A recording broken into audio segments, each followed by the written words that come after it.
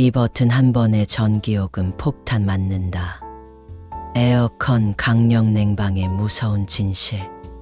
여러분, 긴 여름 시원하게 보내시려다가 전기요금 청구서를 보고 깜짝 놀라신 적 있으신가요? 에어컨 리모컨의 이 작은 버튼 하나가 잘못 눌리면 한 달 전기료가 생각보다 훨씬 크게 올라갈 수 있다는 사실을 아시는지요? 한 번만 누르면 한 달 동안 쌓인 전기료가 무려 10만 원 넘게 치솟을 수도 있습니다. 오늘은 많은 분들이 모르고 계신 강력 냉방 모드에 숨겨진 진실과 현명하게 사용하는 방법까지 자세히 알려드리겠습니다. 이 내용은 한국전력공사와 한국에너지공단이 제공하는 자료를 종합해 준비했습니다. 첫째, 강력 냉방 모드가 무엇인지부터 알아보겠습니다. 많은 분들이 터보, 냉방 혹은 파워 쿨링이라고 부르는 이 모드는 에어컨의 냉방 기능을 단시간에 최대치로 끌어올려 무더운 실내 온도를 급격히 낮춰주는 기능입니다. 실외에서 더위에 지쳐 들어왔을 때 시원함이 바로 느껴지는 덕분에 정말 편리하게 느껴지지만 이 기능은 강력한 성능만큼이나 막대한 전력을 소모합니다. 8세인 B씨는 지난 여름 외출 후 집에 돌아오자마자 강력 냉방 버튼을 누르고 3시간 가까이 가동했습니다. 처음에는 빠르게 시원해져서 만족스러웠지만 이후에도 강력 냉방 모드를 꺼두지 않은 채 계속 사용한 결과 한 달 전기요금이 평소보다 7만 원 넘게 추가로 청구되었습니다. 이처럼 편리함 뒤에는 반드시 비용이 따른다는 점을 명심해야 합니다. 한국전력공사가 발표한 전기소비 기준에 따르면 일반 냉방 모드는 시간당 약 1kWh에서 2kWh 정도의 전력을 사용합니다. 그런데 강력 냉방 모드를 작동시키면 시간당 전력 소비가 3kWh에서 4kWh까지 치솟게 됩니다. 이는 단순히 소비 전력이 2배로 늘어난다는 뜻이 아니라 전체 가정의 월간 전기요금을 급격히 상승시키는 원인이 됩니다. 둘째, 전기요금이 폭등하는 이유에 대해 살펴보겠습니다. 우리나라의 가정용 전기요금은 구간별 누진제 방식이 적용됩니다. 즉, 일정 사용량을 넘어서면 단가가 구간별로 올라가게 되는데 사용량이 누적될수록 킬로와트 시당 요금이 2배, 3배까지 올라가는 구조입니다. 실제로 52세의 A씨는 폭염이 이어지던 8월 밤에 잠들지 못해 에어컨을 하루 6시간 이상 강력 냉방으로 틀었습니다. 처음에는 며칠만 사용하면 괜찮을 거라 생각했지만 한 달 동안 누적된 전력 사용량이 200kWh 이상 늘어나면서 누진 구간이 상승했고 전기요금이 무려 11만 원 더 부과되었습니다.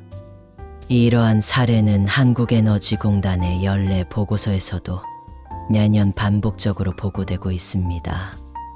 이 때문에 강력 냉방 모드를 매일 2시간 이상만 사용해도 한 달 누적 사용량이 100kWh에서 200kWh까지 추가되며 결과적으로 전기요금이 3만 원에서 많게는 10만 원 이상 더 부과될 수 있습니다. 한국에너지공단의 자료에 따르면 여름철에는 이러한 과다 사용 사례가 빈번히 발생하고 있습니다. 셋째, 강력 냉방 모드를 과도하게 쓰면 기기의 수명도 단축됩니다. 에어컨의 압축기와 팬이 장시간 최대 출력으로 돌아가면 부품에 무리가 가고 실내외 온도 차이가 커지면서 냉방 효율이 떨어지고 고장이 날 가능성도 높아집니다. 에어컨은 일정 수준의 출력과 온도차를 유지할 때 가장 안정적이고 오래 사용할 수 있는데 강력 냉방 모드를 남용하면 이러한 균형이 무너져 냉매 부족이나 기계적 마모가 빨리 찾아올 수 있습니다. 실제 사례로 60대인 C씨는 강력 냉방을 장시간 켜놓는 습관 때문에 여름이 끝나고 난 뒤 에어컨에서 이상한 소음이 발생해 점검을 받았습니다. 점검 결과 과도한 연속 가동으로 냉매 순환에 문제가 생겼고 부품 일부가 교체돼야 했습니다. 이처럼 기기의 내구성에도 영향을 미치게 됩니다. 넷째, 그렇다면 어떻게 하면 효율적으로 사용할 수 있을까요?